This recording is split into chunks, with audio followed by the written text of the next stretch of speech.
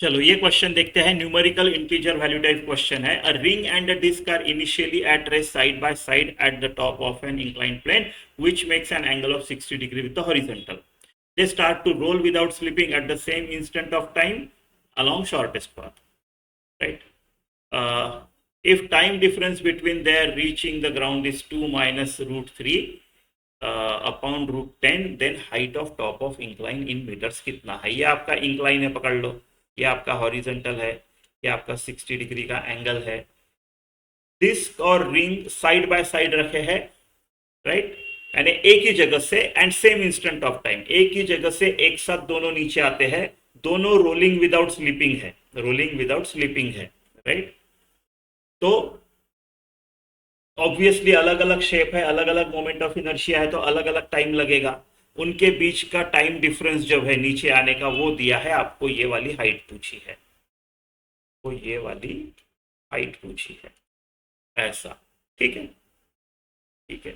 तो देखो, स्लाइडिंग और रोलिंग, अगर ये रोल नहीं होता, डायरेक्ट स्लाइड होता, मान लो ये फ्रिक्शनलेस होता सरफेस, राइट? तो उनके बीच में एक फैक्टर आपको ध्यान में रखना है, 1+k²/r², राइट? तो रोलिंग के लिए जो टाइम लगेगा इन जनरल, अगर ये स्लाइड होता, राइट, तो उसके इतना गुना इस फैक्टर का रूट इतना लगता है.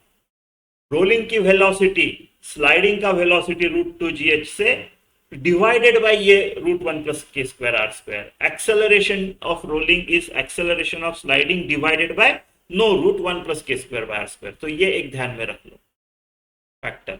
ठीक है, ऐसा है. तो बस इससे ही निकालेंगे हम, दोनों टाइम निकालेंगे, सब्ट्रैक्ट करेंगे, वैल्यू पुट करेंगे, आपका एच आ जाएगा. ठीक है, एक बार टी स्लाइडिंग निकाल लेते हैं, दोनों जगह काम आने वाला है, तो निकाल लेता हूं. टी स्लाइडिंग जो आएगा मेरा, वो आएगा, ये डिस्टेंस मान लो एस है, ये डिस्टेंस एस है, तो s is equal to, t sliding के लिए मुझे ऐसा करना पड़ेगा, s is equal to half, sliding है, हाफ जी. इसका एक्सेलरेशन इधर किधर है, जी साइन थीटा,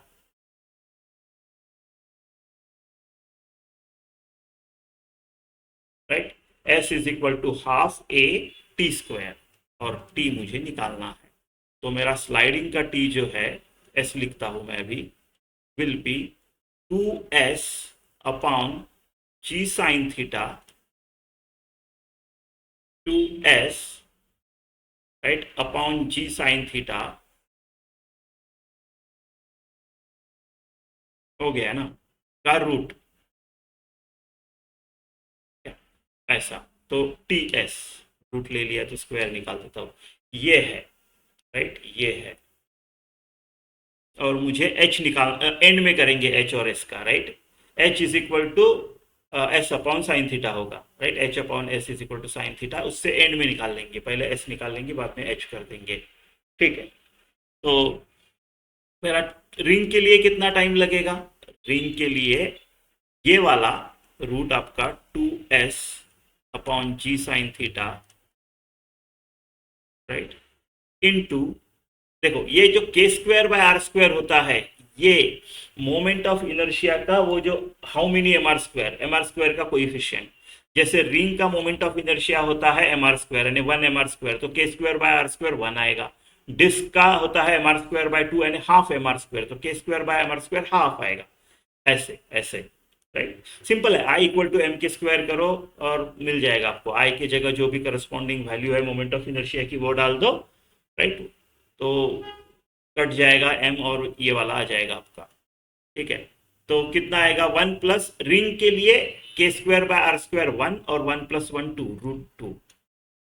ठीक है, और डिस्क के लिए 1 प्लस हाफ 3/2. तो सेम थिंग इंटू √3/2, ऐसा ऐसा. इनका मेरे को टाइम डिफरेंस दिया है 2 माइनस √3 अपॉन √10. ये है रिंग और डिस्क का आने का टाइम डिफरेंस. ठीक है, और ये कितना है? ये वाला, इन दोनों का डिफरेंस. तो मैं क्या कर रहा हूँ, √2s upon G sine theta common ले रहा हूँ, यहां पे कितना बचा, एक काम करते हैं, इसको √2 × √2 लिख देते हैं। सो टाइम वाला, रिंग वाला जो टाइम है उसको 2/√3 चाहिए मेरे को, इसके लिए कर रहा हूं मैं। सो 2√S/g sin थीटा, ऐसा है ना, √2 × √2, 2 बाहर, तो इसको मैं इतना ही कॉमन लेता हूं, S/g sin थीटा, तो यहाँ पे 2 बचेगा, और यहाँ पे ये √2 काट दिया मैंने, तो √3 वो, तो 2 - √3, तो ये √3 2 - √3 गया, राइट। तो अब मैं दोनों साइड को स्क्वायर करता हूं, तो S/g sin थीटा जो आएगा वो आएगा 1/10, ऐसा, राइट। अभी g का 10 है, g लेने का 10 है, तो ये कैंसिल कर देता हूं मैं, तो s जो आया मेरा साइन थीटा के बराबर आया साइन 60, यानी √3/2 आया, √3/2 आया। तो मेरा s जो आया है